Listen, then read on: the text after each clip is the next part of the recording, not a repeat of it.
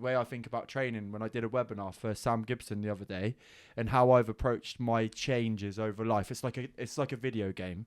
You start on level 1, you're learning the game, right? It's a tutorial. Yep. You're trying different things. You may fail, and then you go back to the start, and then you go, and then you start to learn the game a little bit better, and then you can do a few more things. Your character grows, level 3, level 4, and when I started training originally, it was solely weight loss, calorie deficit. My physique was for sure. just droopy.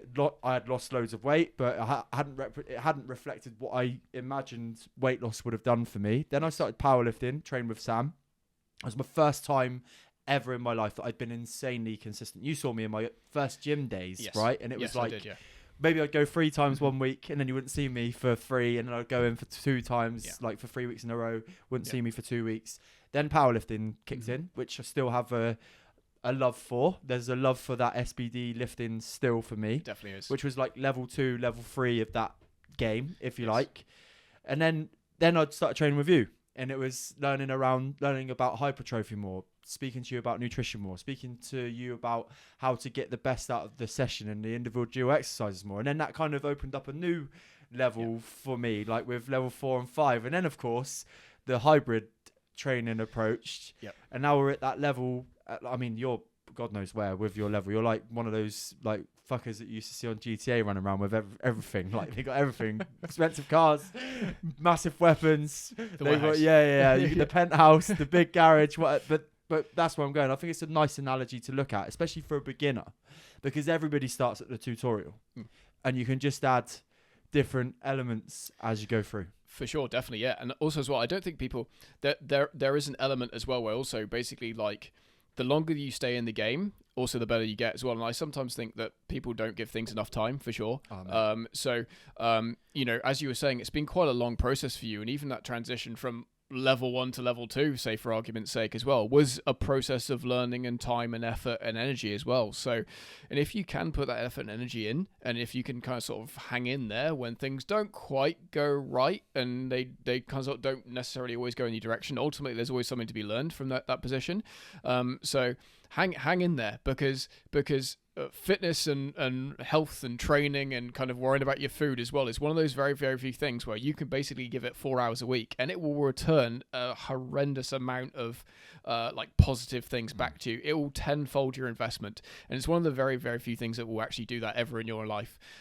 So, you know, it doesn't really take much of your kind of sort of week to actually make a massive benefit to that as well. So that's the one thing I would say, hang in there as well. It's very much the same as these podcasts with you as well. Like, I remember you saying this was something ridiculous. Like no one ever, there's a very, very small percentage to make it past 100 episodes or something like that. Yeah. So, and as I said, you've stuck with it, and look at it now. Look at where it is now as well. So obviously that's a testament to you kind of having that kind of ability to be able to learn, develop the processes that you use, and it's basically the same thing with your training as well. It's basically a case, if you're not going to get it right on level 1, you're just not. It's not going to happen.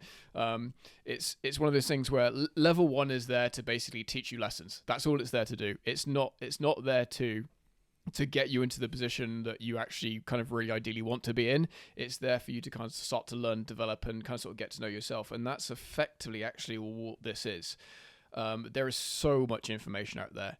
There is so many different ways of training, and there's so many different ways of kind of eating, and there are so many different like daily habits. There are so many things that you can kind of sort of include within your lifestyle that are sort of informed to making you better.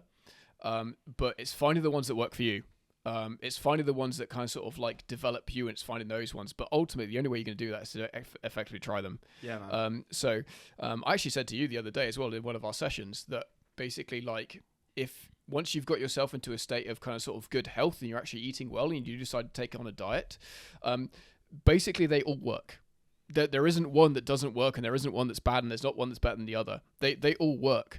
The one that's going to work for you is the one that you can deal with the most amount of negatives.